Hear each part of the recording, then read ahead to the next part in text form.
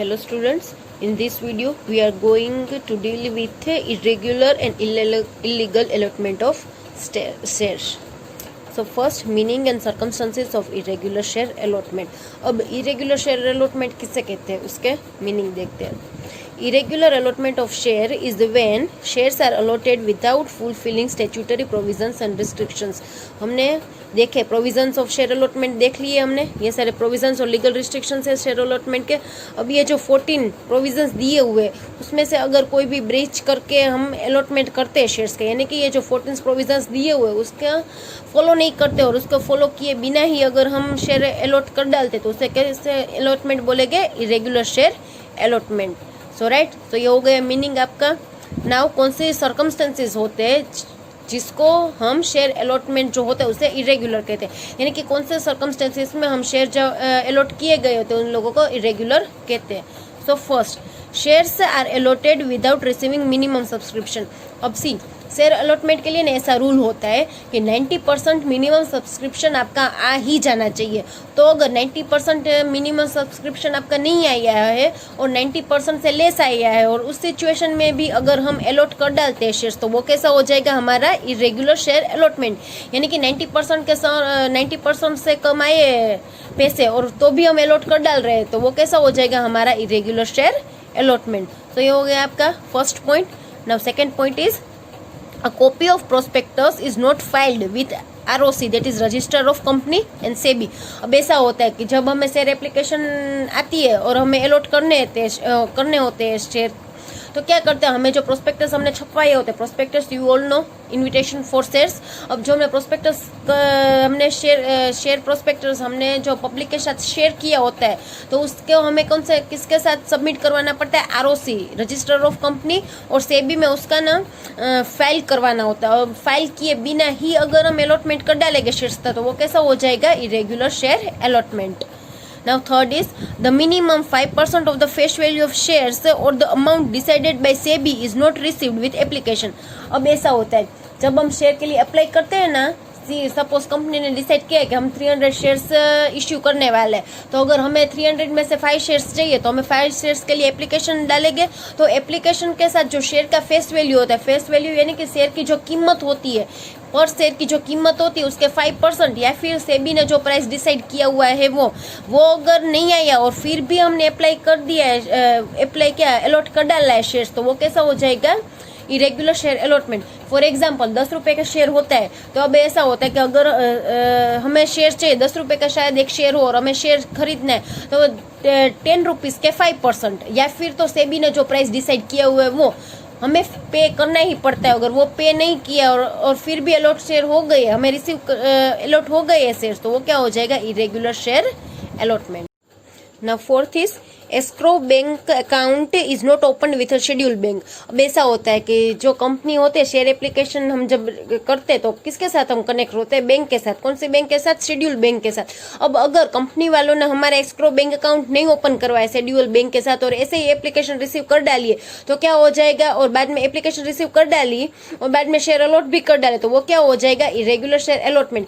यानी कि कोई भी हमें शेयर परचेस करने होते कंपनी के साथ तो हमारा शेड्यूल बैंक में एस्क्रो अकाउंट होना इंपॉर्टेंट है. एस्क्रो अकाउंट ना हो तो वो शेयर क्या हो जाता है? इलीगल माने जाते हैं. Now fifth, listing agreement is not made with recognised stock exchange. अब क्या होता है, जब हम शेयर्स कंपनी जब शेयर्स बाहर इश्यू करती है ना, तब उन लोग को ना स्टॉक एक्सचेंज में ना रजिस्टर करवाना पड़ता है. एग्रीमेंट की जाती है स्टॉक एक्सचेंज वालों के साथ. वो एग्रीमेंट कौन से होते हैं? लिस्टिंग एग्रीमेंट, यानी कि हमारे शेयर्स को लिस्ट करवाते हैं कोई स्टॉक एक्सचेंज में. अगर स्टॉक एक्सचेंज में शेयर लिस्ट ना हुए हो तो वो क्या हो जाएगा? हमारा irregular share allotment. Now sixth is agreement is not made with depository. अब उसके साथ एक इंपॉर्टेंट पार्ट ये भी है कि डिपोजिटरी के साथ एग्रीमेंट करवानी पड़ती है. अगर वो एग्रीमेंट भी ना करवाई हो हमने डिपोजिटरी के साथ तो क्या हो जाएगा? Irregular share allotment. And seventh is shares are allotted without observing guidelines issued by SEBI and provisions of Companies Act. अब देखो, शेयर्स को एलोकेट करने, शेयर को अलॉट करने के लिए ना सेबी ने यानी कि security exchange board of India ने और कंपनीज ने कुछ एक्ट बनाए होते हैं, राइट. अगर वो एक्ट को हम ब्रीच कर अलॉटमेंट करते हैं तो वो क्या हो जाएगा, इरेगुलर शेयर अलॉटमेंट। यानी कि सेबी ने जो गाइडलाइंस प्रोवाइड की है और कंपनी ने भी कुछ प्रोविजंस बनाए हैं, तो उन लोगों को अगर फॉलो नहीं करते और उसके बिना ही हम अलॉटमेंट कर डालते तो वो क्या हो जाएगा, irregular share allotment. And 8th one is information given in prospectus is misleading और इनकरेक्ट। अगर देखो पहले तो शेयर अलॉट करने होते हैं, यानी कि हमें शेयर बाहर पाड़ती है कंपनी, शेयर यानी कि इश्यू करने वाली होती है, तो वो प्रोस्पेक्टस छपवाती है, राइट। और प्रोस्पेक्टस में शेयर्स के रिलेटेड और कंपनी के रिलेटेड सब इन्फॉर्मेशन दी गई होती है। अगर इफ प्रोस्पेक्टस में ही गलत इन्फॉर्मेशन छपी, यानी कि प्रोस्पेक्टस मिसलीडिंग है, यानी कि गलत प्रूव कर रहा है प्रोस्पेक्टस, और उसके आधारित हमने शेयर अलॉट किए, यानी कि गलत प्रोस्पेक्टस के आधारित शेयर अलॉट हो गए और कंपनी हमने क्लाइंट्स ने भी वो शेयर्स परचेस कर लिए, तो भी वो क्या हो जाएगा, इलीगल शेयर अलॉटमेंट। यानी कि जो चीजें प्रोस्पेक्टस में दी हुई होती है शेयर अलॉटमेंट उसी के अनुसार होना चाहिए, अगर उसी के अनुसार नहीं होता है तो वो ऑटोमेटिकली इरेगुलर माना जाएगा। So this are the 8 points for irregular share allotment.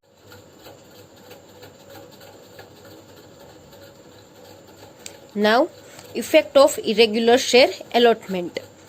अब इरेगुलर शेयर अलॉटमेंट की इफेक्ट क्या है वो हमें यहाँ पर देखेंगे।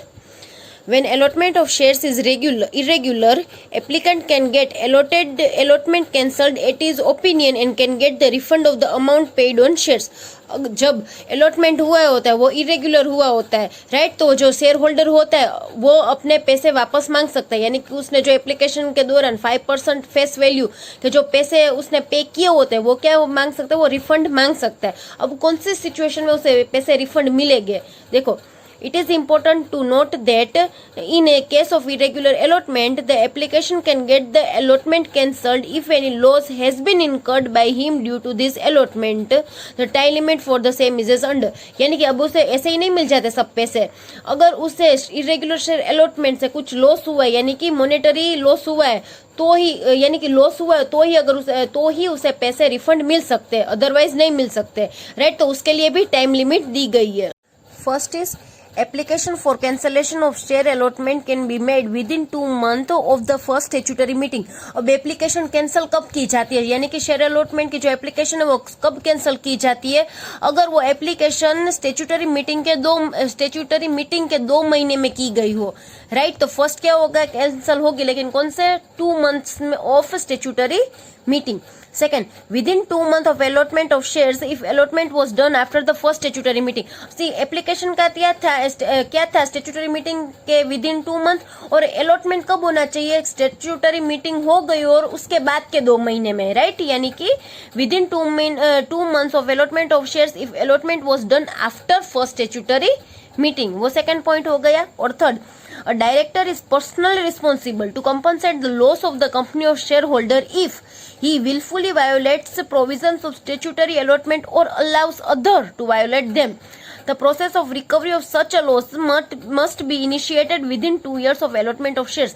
अब देखो, अगर किसी को मॉनेटरी लॉस हुआ है, राइट, तो वो उसकी भरपाई कौन करेगा, पैसा का लॉस हुआ है अगर शेयर होल्डर को, उसकी भरपाई कौन करेगा, तो कौन करेगा, जो डायरेक्टर होता है वो भरपाई करेगा इन सब लॉस की। और किस में से, कंपनी के पैसों में से नहीं, अपने खुद के पैसे में से। compensate the loss of the company or shareholder if he willfully violates provisions of statutory allotment। कौन से सिचुएशन में, अगर उसने यानी कि जान पहचान कर स्टेचुटरी के जो लॉ है उसके अगेंस्ट जाकर अलॉटमेंट करवाए हैं, तो वो पर्सनली सब को कंपनसेट करेगा, कंपनी के पैसों में से नहीं, right. The process of recovery of such a loss must be initiated with in 2 years of the allotment of shares. और ये कब तक हो जाना चाहिए इनिशिएट, तो कि 2 years में।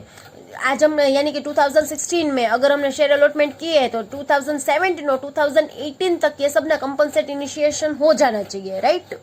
सो ये था effect of irregular share allotment.